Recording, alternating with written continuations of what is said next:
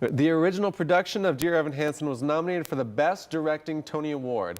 And although our next guest did not direct Dear Evan Hansen, she has been directing and acting in Denver longer than Dear Evan Hansen has been alive.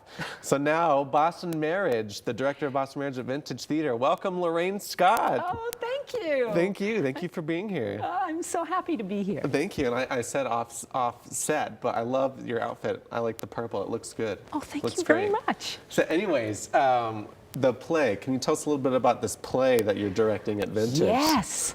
Boston Marriage is a play written by David Mamet, who you might be familiar with. David Mamet is a playwright who started writing in the late 70s and the 80s. He's a Pulitzer Prize winner of Glengarry Glen Ross. Oh, wow, I didn't know that. And as well as Duck Variations, Sexual Perversity in Chicago, Lena. And he is a very, very exciting playwright that works a lot with the language. As a matter of fact, with Boston Marriage, we kind of say, quote, it's the weapon of language. That's what the play is all about. I love that. And so this is a play that is primarily a troupe of women, correct? It is, which is unusual for David Mamet, because most of his plays he works with tough, hardcore men. But this play was written in 1999, and it has 3 women in it. Now, the term Boston Marriage comes from the Victorian era in the late 19th century, and it means 2 unmarried women in a relationship.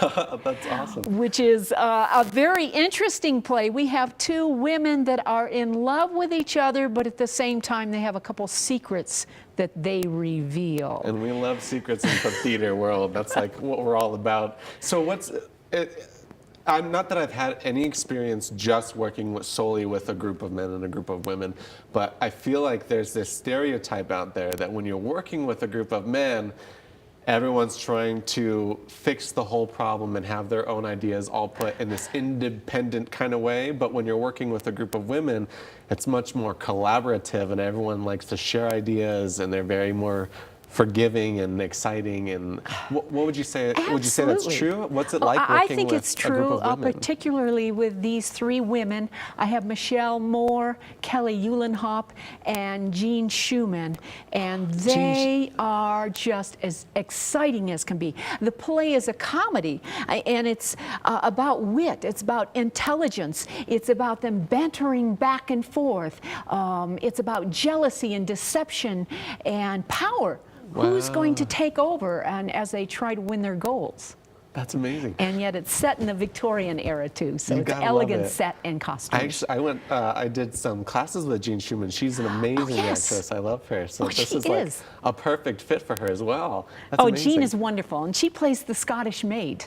Oh, does she? Yes, and she's just hilarious. We're having lots of fun putting her character together. So you're directing this play, and recently you've also been the director instructor here at Metro, like doing the directing classes. So you're kind of a professional director, I would say. How do you take a play like this and bring it to life? And how do I take a play and bring it to life?